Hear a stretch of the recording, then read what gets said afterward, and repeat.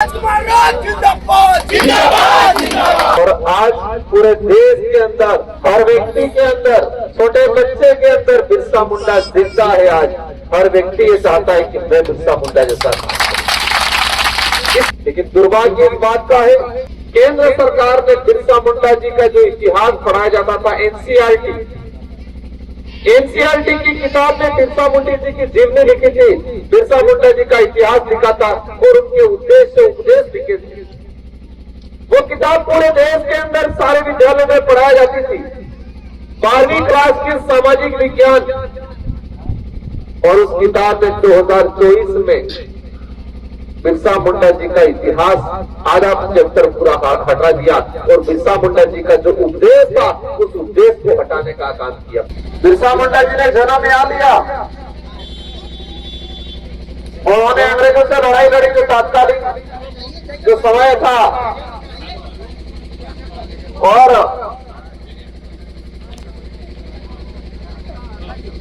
आज पूरे देश के अंदर दीदी कुछ ला रहे।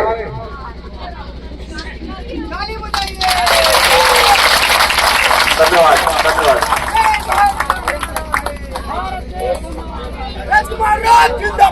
जिंदाबाद जिंदाबाद जिंदाबाद जिंदाबाद जिंदाबाद जिंदाबाद जिंदाबाद। आगे काफी कार्यक्रम है, समय हो रहा है, लेकिन मन कर रहा है कि यही घंटा 2 घंटा रुक जाए।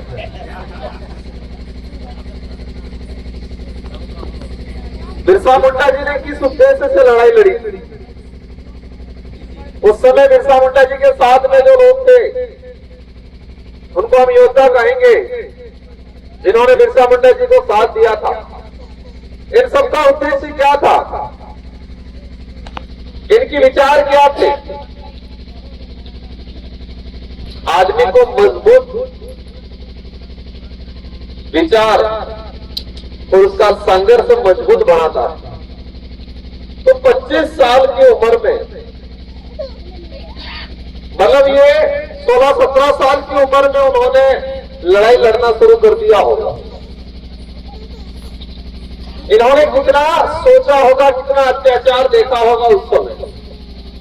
जब पैदा हुए होंगे, समझदार हुए होंगे, तब से उन्होंने अंग्रेजों की, सामंतवादियों की जो तानाशाही थी,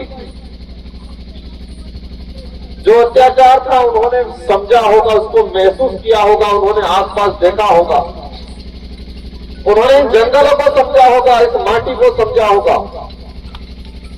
और इसके बाद इनके अंदर एक भावना जागी कि मुझे मेरे देश के लिए, मेरी इस माटी के लिए, मेरी कौम के लिए लड़ना है। और किससे लड़ना है?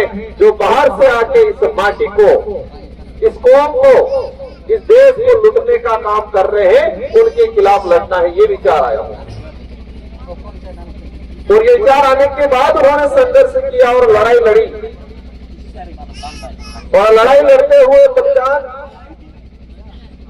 दिया, उन्होंने अपनी जान गंवाई। और आज पूरे देश के अंदर, हर व्यक्ति के अंदर, छोटे बच्चे के अंदर बिरसा मुंडा जिंदा है। आज हर व्यक्ति ये चाहता है कि मैं बिरसा मुंडा जैसा। इस कम उम्र में इतना बड़ा काम कर दिया। राजस्थान, मध्य प्रदेश, महाराष्ट्र, गुजरात, आप उधर उत्तर प्रदेश चले जाएंगे, असम, त्रिपुरा चले जाएंगे, वहां का आदिवासी जो क्रांतिकारी आदिवासी है, सामाजिक संगठन से जुड़ा हुआ महिला है या पुरुष है, उनका बच्चा भी पैदा होता है तो उनका नाम भी आज बिरसा रख रहे हैं। मैंने राजस्थान के अंदर कई बच्चे ऐसे देखे, कई स्कूलों में जाते हैं हम, कई अभिभावकों के, तो बच्चों ने, उनके अभिभावकों ने उनका नाम बिरसा रखा। इस कम उम्र में उन्होंने अपना त्याग दिया, लेकिन आज भी वो जिंदा है। वो इसलिए कि अपनी कौम के लिए लड़े। लेकिन दुर्भाग्य इस बात का है कि देश आजाद हो गया। आजाद देश के अंदर भी बिरसा मुंडा जी का वंशज, उनकी कौम, उनके समुदाय और देश के मूल मालिकों की स्थिति आज भी दयनीय होती जा रही है। ये बड़े दुख की बात है। पहले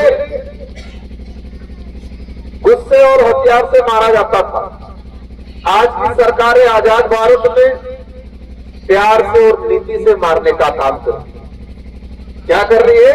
नीतियों से मारने का काम कर रही है। अंग्रेज लोग, राजा रजवाड़े लोग, मुगल लोग लट से, हथियार से अत्याचार करते थे हमसे, और आज की सरकारें प्यार से, कलम से अत्याचार कर रही है। किससे अत्याचार कर रही है? कलम से, कागजों में मारने का काम करती है।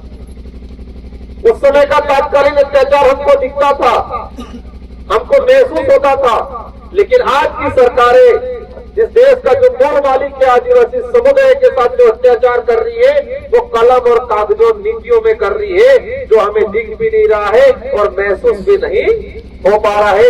पता ही कई समय बाद चलता है। कई ऐसे कानून है, कई ऐसे हमारे संवैधानिक अधिकार थे, उन अधिकारों को खत्म करने का काम कर रहे हैं। मैं लेटेस्ट बात बता दूंगा उसी जगह पर।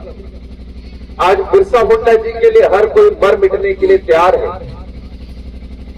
लेकिन केंद्र सरकार ने बिरसा मुंडा जी का जो इतिहास पढ़ाया जाता था, एनसीईआरटी की किताब में बिरसा मुंडा जी की जीवनी लिखी थी, बिरसा मुंडा जी का इतिहास लिखा था और उनके उद्देश्य उपदेश लिखे थे। वो किताब पूरे देश के अंदर सारे विद्यालयों में पढ़ाई जाती थी। 12वीं क्लास के सामाजिक विज्ञान, और उस किताब में 2024 में बिरसा मुंडा जी का इतिहास आधा चैप्टर पूरा हटा दिया और बिरसा मुंडा जी का जो उपदेश था उस उपदेश को हटाने का काम किया। पता चला किसी को? क्या ये अत्याचार नहीं है? ये क्या हमारे अधिकारों, हमारे इतिहास का हनन नहीं है? लेकिन हमने विरोध नहीं किया क्योंकि हमको पता नहीं चला, क्योंकि उन्होंने कलम और कागजों से मारा, नीतियों से मारा, हथियार से नहीं मारा। तो हमें जो अत्याचार हो रहा है, जो कलम और कागजों में और नीतियों से अत्याचार हो रहा है, उस अत्याचार को समझने की जरूरत है। सरकारी लाभ के लिए, लालच के लिए छोटी मोटी योजना देके हमारी बहन बेटियों को, हमारे युवाओं को, बड़े बुजुर्गों को ठगने का काम करते हैं।